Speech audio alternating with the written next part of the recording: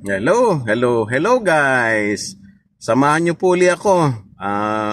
Sasagutin ko lang po yung nag-comment sa huli ko pong isang video na tinatanong kung para saan yung isang push button sa ibabaw ng parking.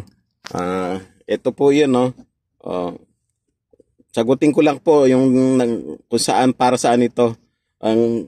Nga po pala, kung bago kayo sa aking channel, paki-subscribe na po para ma-update po kayo kung may bago akong video.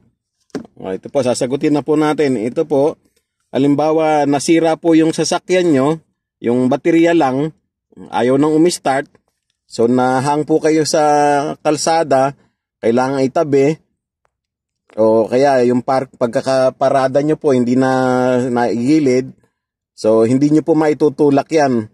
Kasi nakalock po ito, no, nakapark. So yung gear po niya nakalock. So hindi maitutulak.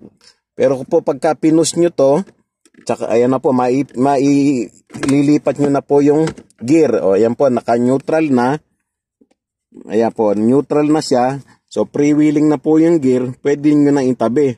So pwede na po kayo tumawag ng rescue. Either pwede nyo ng pahila kung ano po, kaya bumili na lang kayo ng baterya. O, tapos dagdagan ko na rin po itong kung para saan din po itong 2.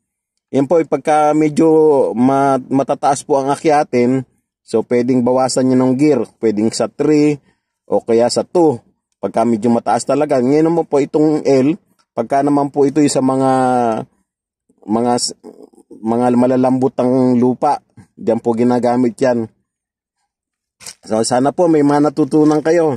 Kung nagustuhan nyo po ang aking video, paki-click na lang po yung thumbs up. At paki-subscribe na po. At paki-share na rin po para malaman ng iba. Hanggang dito na lang po. Sana po magkita-kita ulit tayo sa susunod kong video. Hanggang dito lang po. Maraming salamat.